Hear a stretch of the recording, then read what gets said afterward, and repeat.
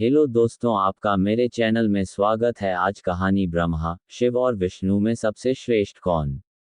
हिंदू धर्मशास्त्रों में कई खूबसूरत प्रसंग का उल्लेख किया गया है।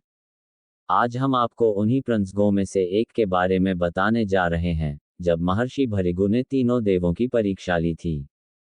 महर्षि भृगु ब्रह्मा जी के मानस पुत्र और सप्तर्षि मंडल के एक ऋषि हैं। एक बार महर्षि भृगु और अन्य मुनियों ने सरस्वती नदी के तट पर मिलकर यज्ञ का आयोजन किया। इस यज्ञ में नारद जी भी आए हुए थे। नारद जी ने सभी ऋषियों से पूछा कि आप लोग इस यज्ञ का फल किस देव को देना चाहते हैं।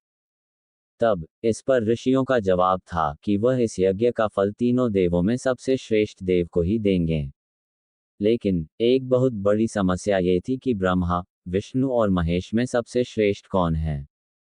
इसका निर्धारण कैसे किया जाए, इसका कोई निष्कर्ष न निकलता देख ऋषि मुनियों ने त्रिदेवों की परीक्षा लेने का निश्चय किया और ब्रह्मा जी के मानस पुत्र महर्षि भृगु को इस कार्य के लिए नियुक्त किया। सबसे श्रेष्ठ देव की पहचान करने के लिए महर्षि भृगु सर्वप्रथम ब्रह्मा जी के पास गए। उन्होंने ब्रह्मा जी को न तो प्रणाम किया और न ही उनकी स्तुति की। ये देख ब्रह्मा जी क्रोधित हो गए।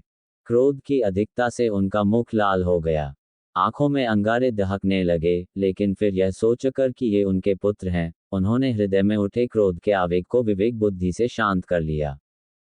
फिर वहां से महर्षि भृगु कैलाश पर्वत गए। देवाधिदेव भगवान महादेव ने देखा कि भृगु आ रहे हैं, तो वे प्रसन्न होकर अपने आसन से उठे और उनका आलिंगन करने के लिए अपनी भुजाएं फैला दी। किंतु उनकी परीक्षा लेने के लिए भृगु मुनि उनका आलिंगन अस्वीकार करते हुए बोले, महादेव, आप सदा वेदों और धर्म की मर्यादा का उल्लंघन करते हैं। दुष्टों और पापियों को आप जो वरदान देते हैं, उनसे सृष्टि पर भयंकर संकट आ जाता है। इसलिए मैं आपका आलिंगन कदापि स्वीकार नहीं करूंगा। उनकी बात सुनकर भगवान शिव क्रोध से तिलमिला उठे। उन्होंने जैसे ही त्रिशूल उठाकर उन्हें मारना चाहा, वैसे ही भगवती ने बहुत अनुनय विनय कर किसी प्रकार से उनका क्रोध शांत किया। फिर इसके बाद भृगु मुनि विष्णु के लोक वैकुंठ लोक गए। उस समय भगवान श्रीहरि देवी लक्ष्मी के साथ क्षीरसागर में विश्राम कर रहे थे। भृगु ने जाते ही भगवान विष्णु के छाती पर लात मारी। भक्त वत्सल भगवान विष्णु शीघ्र ही अपने आसन से उठ खड़े हुए और उन्हें प्रणाम करके उनके चरण सहलाते हुए बोले, भगवान, आपके पांव में कहीं चोट तो नहीं लगी? कृपया इस आसन पर विश्राम कीजिए। भगवान, मुझे आपके शुभ आगमन का ज्ञान न था, इसलिए मैं आपका स्वागत नहीं कर सका। आपके चरणों का स्पर्श तीर्थों को पवित्र करने वाला है।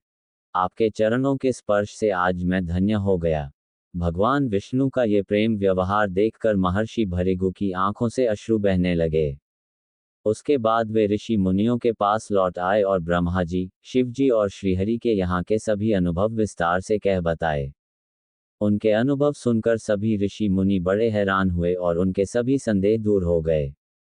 तभी से वे भगवान विष्णु को सर्वश्रेष्ठ मानकर उनकी पूजा अर्चना करने लगे। ऐसे ही धार्मिक कहानियों के लिए मेरे चैनल को सब्सक्राइब करें, लाइक शेयर करें। राधे राधे।